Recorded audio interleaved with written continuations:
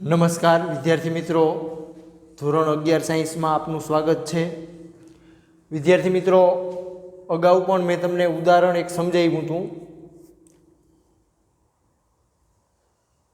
અહીંયા મેં જે આકૃતિ દોરી છે બરોબર, એમાં એક સ્થિતિસ્થાપક સ્પ્રિંગ દર્શાવી છે।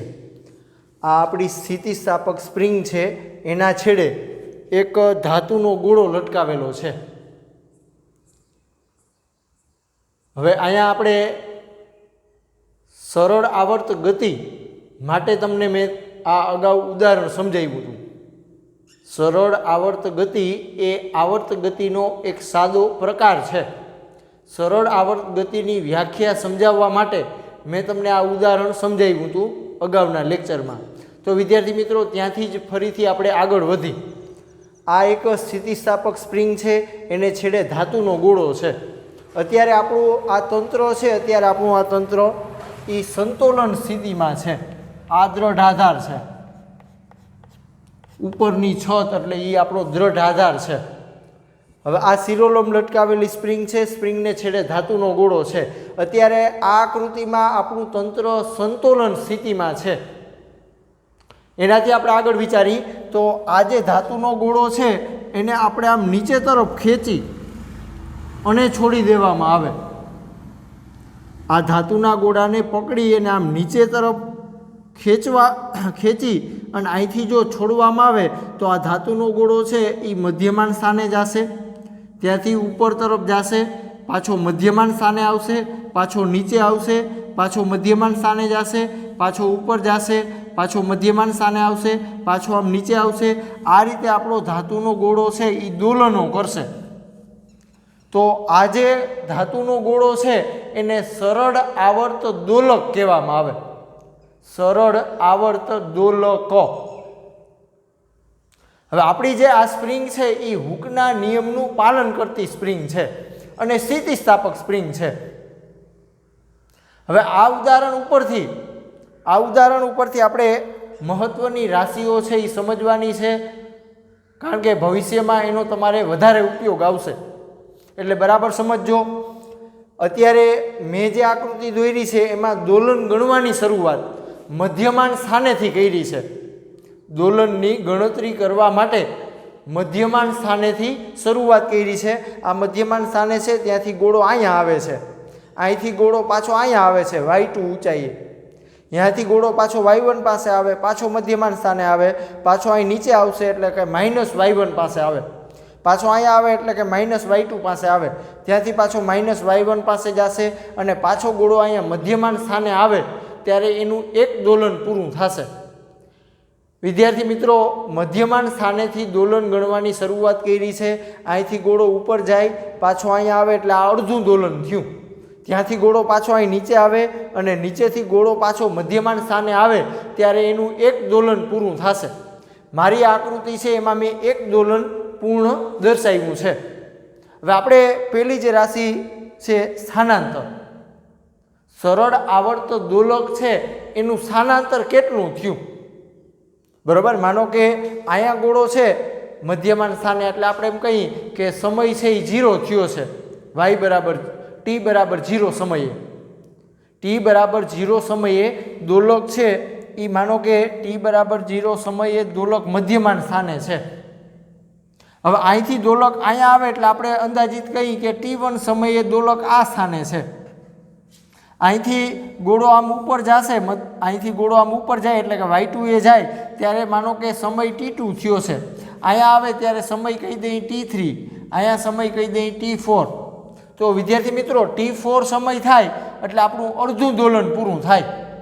પાછું આગળ વધી તો અહીંયા t5 કહીએ, અહીંયા t6 કહીએ, અહીંયા t7 કહીએ, અહીંયા t8 કહીએ। t8 એટલે પાછો ગોળો મધ્યમાન સ્થાને આવ્યો એટલે આ એનું એક દોલન પૂરું થયું, બરાબર। વિદ્યાર્થી મિત્રો, સમયને મેં અહીંયા t વડે દર્શાવ્યો છે।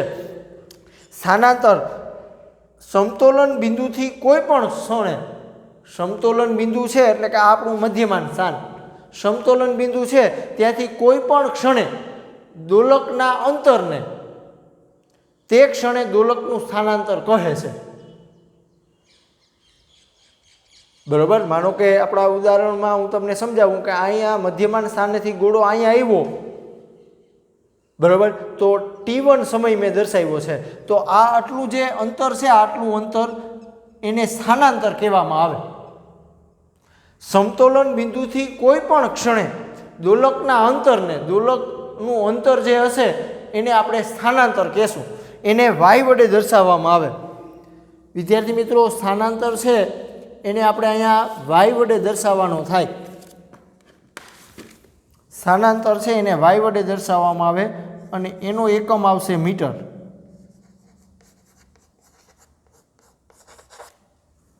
સ્થાનાંતરને y વડે દર્શાવાશે અને એનો એકમ આવશે મીટર. એનાથી આગળ વધી કંપ વિસ્તાર. કોઈ પણ એક તરફના અધિકતમ સ્થાનાંતરને, જો કોઈ પણ એક તરફના, અહીંથી ગોળો અહીંયા આવે તો આ કોઈ પણ એક તરફનું, કાં આમ ઉપર તરફનું અને કાં આમ નીચે તરફનું, કોઈ પણ એક તરફના અધિકતમ સ્થાનાંતરને કંપ વિસ્તાર કહે છે. તો આ આટલું આપણું જે સ્થાનાંતર છે, આટલું આપણું આ સ્થાનાંતર, એને કંપ વિસ્તાર કહેવામાં આવે. એટલે અહીંયા આપણે +a કંપ વિસ્તાર કહેતા હોઈએ, તો અહીંયા આપણું y બરાબર 0 છે અને અહીંયા આપણે y બરાબર -a લેવાનું થાય. તો આ આટલું જે આ સ્થાનાંતર છે, આટલું સ્થાનાંતર એને કંપ વિસ્તાર કહેવાશે. કોઈ પણ એક તરફના અધિકતમ સ્થાનાંતરને કંપ વિસ્તાર કહે છે. એટલે આ એક સ્થાનાંતર છે, એટલે આનો એકમ શું આવશે? કંપ વિસ્તારને a વડે દર્શાવવામાં આવે, a કેપિટલ, અને એનો એકમ આવશે મીટર.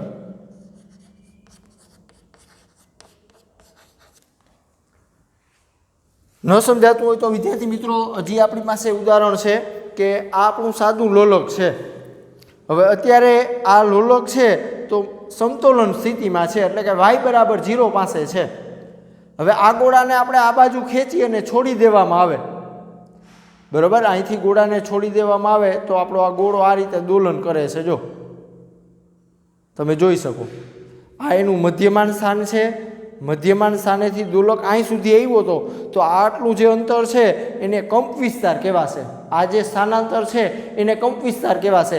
હવે આ બાજુ મેં તમને જેવી રીતે સમજાવ્યું એવી રીતે ગોળો અહીંથી પાછો આ બાજુ આમ જાય છે, તો આ આટલું જે અંતર છે, આટલું અંતર એને પણ તમે કંપ વિસ્તાર કહી શકો.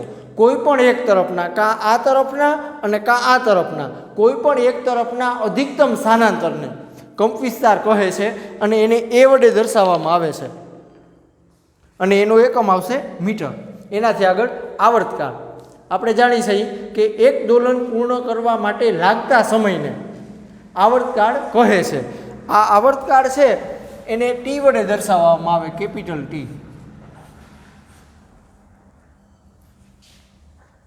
આવર્તકાળને t વડે દર્શાવવામાં આવે અને એનો એકમ આવશે સેકન્ડ.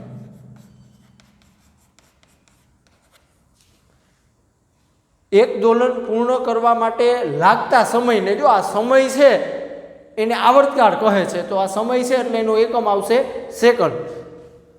બરાબર, ઉદાહરણ તરીકે માનો કે આપણે સમજવું હોય તો આ રીતે સમજી શકાય કે આ મધ્યમાન સ્થાનેથી દોલકને અહીંયા લાવી અને છોડી દેવામાં આવે તો આ રીતે દોલન થાય. બરાબર, અહીંથી ગણતરીની આપણે શરૂઆત કરતા હોઈએ તો અહીંથી ગોળો અહીં જાય એટલે માનો કે 1 સેકન્ડ થઈ, તો પાછો ત્યાંથી ગોળો અહીંયા આવે એટલે આ 2 સેકન્ડ થઈ, તો આ એનું એક દોલન પૂરું થયું. જો બરાબર, આ સ્થાનેથી આપણે દોલન ગણવાની શરૂઆત કરતા હોઈએ તો ફરીથી પદાર્થ ત્યાં આવે ત્યારે એનું એક દોલન પૂરું થશે. અહીંથી ગોળો આમ જાય એટલે 1 સેકન્ડ થઈ અને ત્યાંથી ગોળો અહીંયા આવે એટલે 2 સેકન્ડ થઈ, તો આ એનું એક દોલન પૂરું થયું. એક દોલન પૂર્ણ કરવા માટે લાગતા સમયને આવર્તકાળ કહે છે. આવર્તકાળને t વડે દર્શાવવામાં આવે. બરાબર, અહીંયા આ જે મેં સ્પ્રિંગવાળું ઉદાહરણ છે એમાં તમે જોઈ શકો આવર્તકાળ માટે સમય કેટલો લાગ્યો, તો કે t બરાબર 0 થી t8 થયો ત્યારે એનું એક દોલન પૂરું થયું.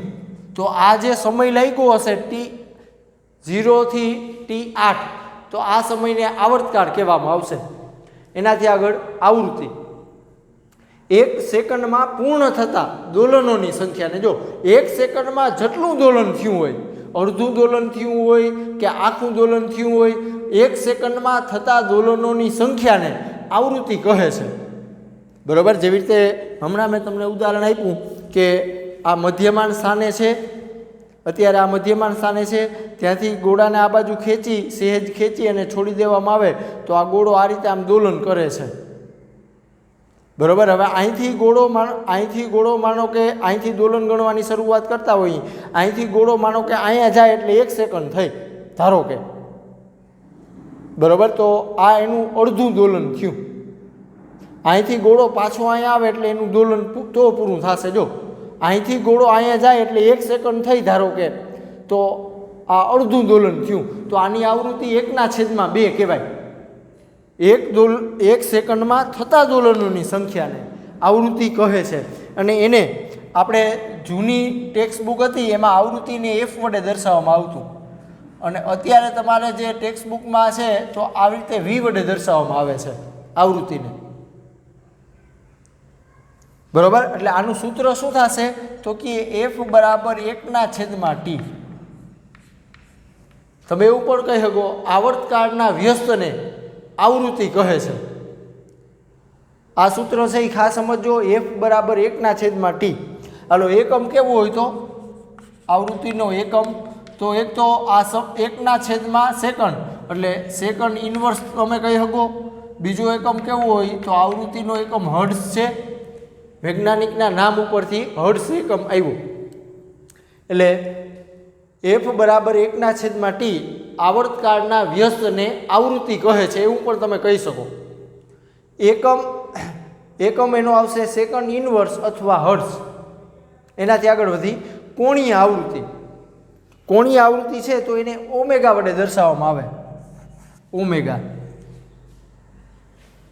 દોલકની આવૃત્તિના 2π ગણાને, જો આ આવૃત્તિ છે આવૃત્તિ એને 2π વડે ગુણવાના, તો એને કોણીય આવૃત્તિ ઓમેગા કહે છે. દોલકની આવૃત્તિના 2π ગણાને દોલકની કોણીય આવૃત્તિ ઓમેગા કહે છે.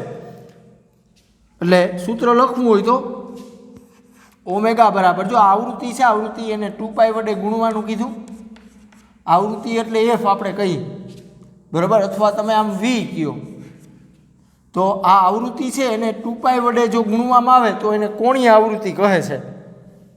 એટલે તમે આવું પણ લખી શકો 2πV. આનાથી આગળ હજી તમારે સાદુરૂપ આપવું હોય તો તમે આપી શકો.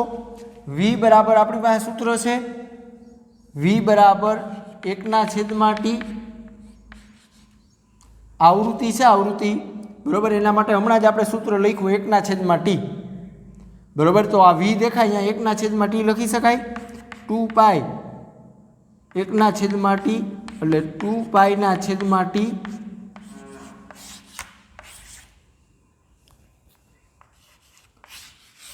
વિદ્યાર્થી મિત્રો આ સૂત્રો છે એનો તમારે હાલતા ને ચાલતા ઉપયોગ આવશે. ઓમેગા બરાબર 2π/T અથવા ઓમેગા બરાબર 2πV અથવા 2πF, આને કોણીય આવૃત્તિ કહેવાશે. હાલો હવે આપણે આના એકમની વાત કરવી હોય તો તમે જોઈ શકો આ 2π અને છેદમાં સમય છે. જો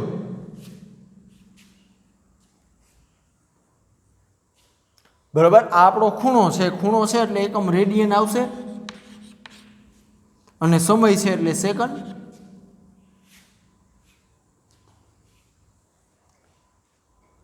બરાબર.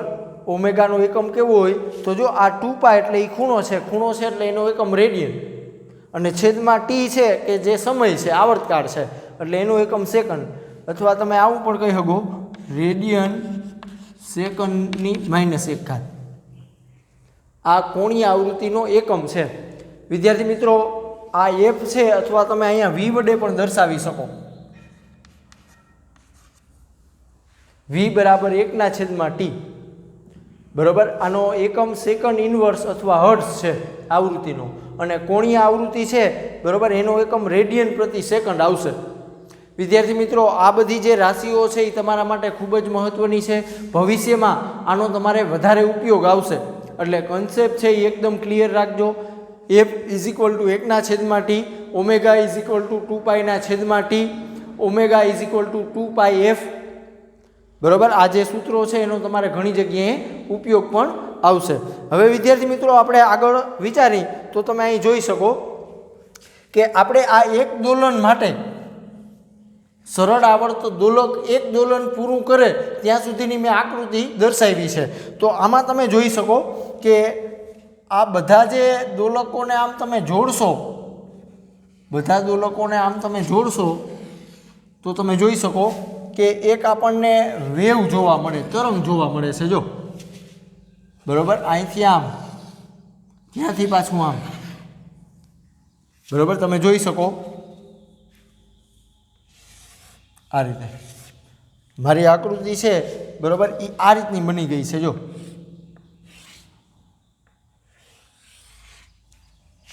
આ મધ્યમાન સ્થાન છે. આ લાઈનને આ બાજુ લંબાવો તો આને આપણે કંપ વિસ્તાર કહીએ +a. આ લાઈનને આ બાજુ આમ લંબાવો તો આપણે y બરાબર -a કહીએ.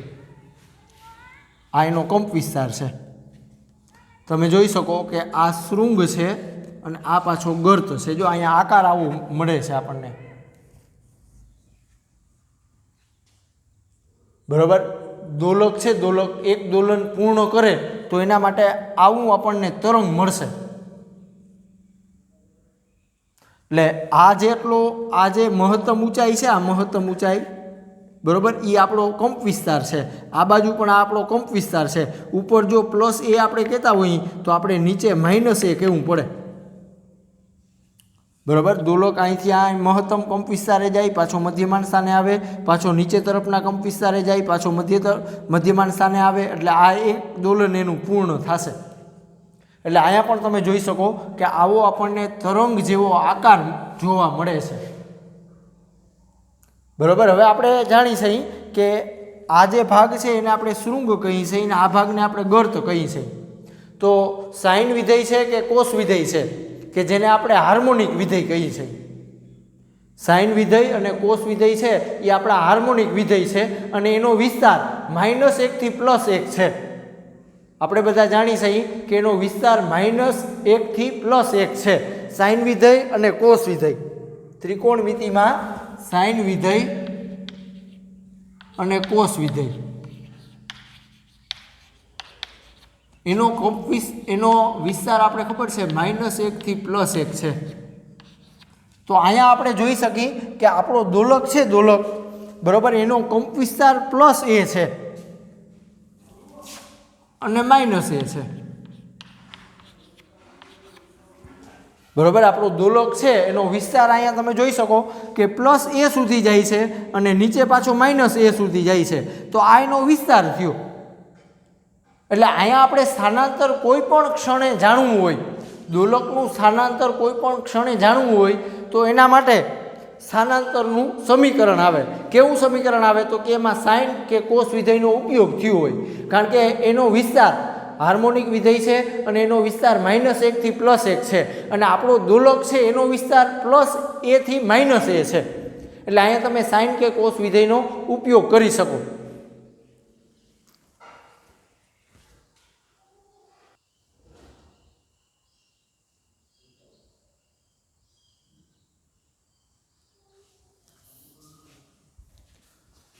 વિદ્યાર્થી મિત્રો, એનાથી આગળનો આપણો પ્રશ્ન છે સરળ આવર્ત દોલક.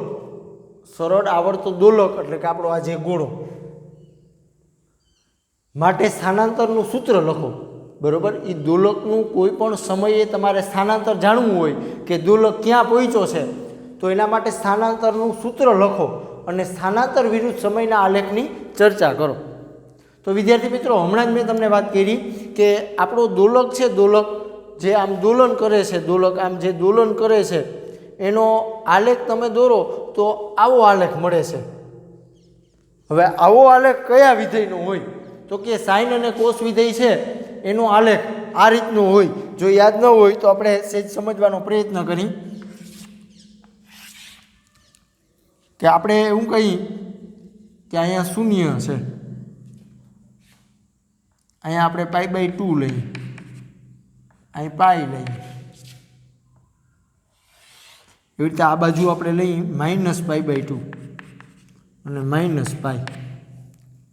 હવે સાઇન વિધેય માટે આપણે આલેખ જોવું હોય, બરાબર, આ બાજુ આપણે મૂલ્ય લઈ લઈએ +1 અને -1. હવે આપણે એવું કહીએ કે સાઇન 0 હોય, સાઇન 0 તો એની કિંમત 0 થાય એટલે આલેખ ઉપર આપણને આ બિંદુ મળશે। પછી sin π/2 હોય તો આપણે ખબર છે કે એની કિંમત 1 થાય, એટલે આલેખ ઉપર તમને આ બિંદુ મળશે। પછી sin π આવે બરાબર, તો આપણે ખબર છે કે એની કિંમત 0 થશે પાછી, π એટલે 180। એવી રીતે આ બાજુ તમે વિચારશો તો -π/2 હોય તો સાઇનની કિંમત -1 થશે, એટલે આલેખ ઉપર આ બિંદુ થશે। એવી રીતે -π આવે તો સાઇન વિધેયની કિંમત 0 થશે, તો આલેખ ઉપર આ બિંદુ આવશે। હવે તમે જોઈ શકો કે આ આલેખ આ બિંદુઓને તમે આમ જોડશો તો આવો આકાર મળ્યો બરાબર। તમે જોઈ શકો કે આ ગર્ત છે અને આ પાછો શૃંગ છે। હજી આગળ દોરશો તો આમ પાછું આવશે બરાબર। એટલે અહીંથી આપણે આ શૃંગ કહી અને આને આપણે ગર્ત કહી। અહીંયા પણ તમે જોઈ શકો કે આ આપણને શૃંગ મળે છે, જો આમ શૃંગ, અને પછી આપણને આમ ગર્ત મળે છે। એટલે સાઇન વિધેય છે, સાઇન વિધેય એનો વિસ્તાર આપણે ખબર છે -1 થી +1 છે, અને આપણું જે આ દોલક છે દોલક એનો વિસ્તાર તમે જોશો તો -a થી +a છે દોલકનો વિસ્તાર। એવી રીતે તમે કોસ વિધેય પણ લઈ શકો, કારણ કે કોસ વિધેયનો વિસ્તાર છે એ પણ -1 થી +1 છે। તો સ્થાનાંતર માટેનું સૂત્ર આવું છે y = a sin ωt +5। કોઈ પણ સમયે દોલકનું સ્થાનાંતર આપણે જાણવું હોય, જેવી રીતે મેં તમને કીધું કે t1 સમયે દોલક આ સ્થાને છે, t1 સમયે દોલક આ સ્થાને છે, એટલે કે અહીંથી દોલક અહીંયા પહોંચ્યો છે, તો આ આટલું આપણે સ્થાનાંતર જાણવું હોય તો એના માટેનું આ સૂત્ર છે y = a sin ωt +5। હવે આ a છે એ આપણો કંપ વિસ્તાર છે,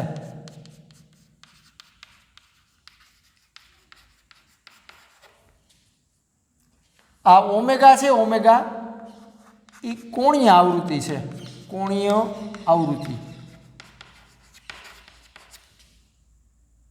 બરાબર। આ ટી છે એ સમય છે, અને ફાઈ છે, ફાઈ એ પ્રારંભિક કળા છે, પ્રારંભિક કળા। વિદ્યાર્થી મિત્રો, આપણે દરેકને ખબર છે જેવી રીતે ચંદ્રની કળા આવે બરાબર, એકમ હોય બરાબર, તો એકદમ ચંદ્ર આપણને આવો દેખાય। બીજ હોય તો આપણે ખબર છે કે એની કળા સેજ વધશે આમ। એવી રીતે ત્રીજ આવે તો એનો વિસ્તાર છે એ પહેલાં કરતાં આમ વધશે। ચંદ્રની કળા આવે એવી જ રીતે અહીંયા પણ આપણે કળા આવશે બરાબર। આ ωt+5 છે એને ખાલી કળા કહેવામાં આવે, ωt+5 એને કળા કહેવામાં આવે, એને થીટા વડે દર્શાવવામાં આવે બરાબર। એનો પણ આપણે વિગતે અભ્યાસ આવશે। અત્યારે આ સૂત્ર છે એ બરાબર સમજજો। દોલકનું સ્થાનાંતર જાણવું હોય તો y = a sin ωt+5। હવે અહીંયા આપણે સાઇન કે કોસ વિધેયનો ઉપયોગ તમે કરી શકો। શું કામ? તો કે એનો વિસ્તાર -1 થી +1 છે, અને આપણો દોલક છે એનો વિસ્તાર +a થી -a છે બરાબર। તો આ જેવી રીતે અહીંયા +1 દર્શાવ્યું, અહીંયા તમારે +a દર્શાવવાનું આમ, અને -1 દર્શાવ્યું, અહીંયા -a દર્શાવવાનું। તો આપણા દોલક છે એ આ રીતે જ આમ દોલન કરે છે। એટલે સાઇન અને કોસ વિધેય છે એ હાર્મોનિક વિધેય છે, અને એનો વિસ્તાર -1 થી +1 છે। એટલે આપણા આ સ્થાનાંતરના સૂત્રમાં તમે સાઇન અને કોસ વિધેયનો ઉપયોગ કરી શકો। વિદ્યાર્થી મિત્રો, આપણે આગળ વધી, હવે આપણે આ આલેખ છે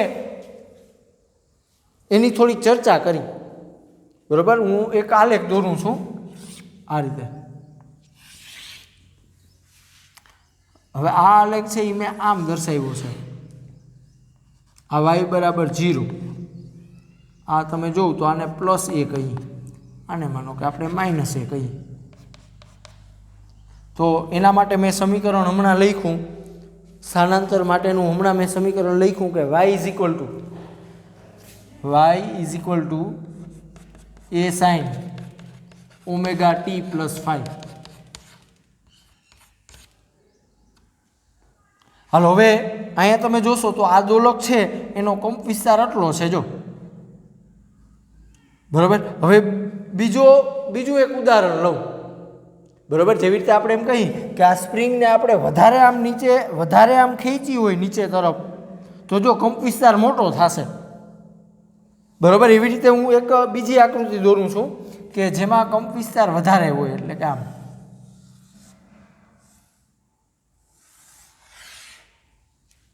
બરાબર. હવે આના માટે મારે લખવું હોય તો હું આ રીતે પણ લખી શકું કે y1 બરાબર b sin omega T plus 5.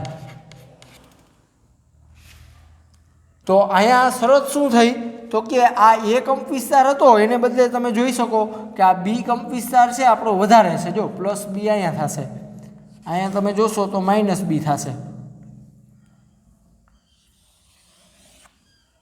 બરાબર. તો અહીંયા તમારે શરત શું થઈ તો કે બી ગ્રેટર ધેન એ, એટલે એ કંપ વિસ્તાર છે આ એ કંપ વિસ્તાર એના કરતાં આ દોલકનો કંપ વિસ્તાર વધારે છે જો, બી ગ્રેટર ધેન એ. એવી રીતે તમે આવી આકૃતિ પણ દોરી શકો, ઓછો કંપ વિસ્તાર હોય. અહીંયા તમે જોશો તો એટલો જ કંપ વિસ્તાર છે જો, તો એના માટે પણ તમે સમીકરણ લખી શકો કે y2 બરાબર b sin omega T plus 5. તો અહીં શરત શું થઈ બી લેસ ધેન એ. જો અહીંયા તમે જોઈ શકો કે આ કંપ વિસ્તાર એ કંપ વિસ્તાર છે એ વધારે છે કોના કરતાં, આ બી કંપ વિસ્તાર કરતાં, એટલે બી લેસ ધેન એ આવી શરત થશે. કોઈ પણ એક તરફનું અધિકતમ સ્થાનાંતર હોય એને કંપ વિસ્તાર કહેવાશે. જો આ જે તરંગ મળ્યું આ તરંગ તો એનો કંપ વિસ્તાર એટલો છે જો, આ જે તરંગ છે આ તરંગ તો એનો કંપ વિસ્તાર એટલો છે તમે જોઈ શકો, અને આ જે તરંગ છે મોટું તરંગ ઊંચું એના માટે કંપ વિસ્તાર સૌથી વધારે છે. એટલે આ રીતે તમે એના સ્થાનાંતર વિરુદ્ધ સમયનો આલેખ દોરી, બરાબર. આ બાજુ આપણે સ્થાનાંતર લેવાનું અને આ બાજુ આપણે સમય લેવાનો. જેવી રીતે હું તમને એવું કહી દઉં કે અહીંયા સમય છે એ t4 છે, બરાબર, t2 છે, અહીંયા t4 છે, અહીંયા t8 છે, બરાબર. જેવી રીતે આપણે કહેતા હતા t1 t2 t3 t4 t5 t6 t7 t8 આ રીતે. તો આપણું એક દોલન પૂરું થાય એના માટે આ રીતે તમે સ્થાનાંતર વિરુદ્ધ સમયનો આલેખ છે એ દર્શાવી શકો. વિદ્યાર્થી મિત્રો આ સૂત્ર બરાબર સમજજો, y = a sin omega T plus 5 કે જે આપણને સ્થાનાંતર દર્શાવે છે.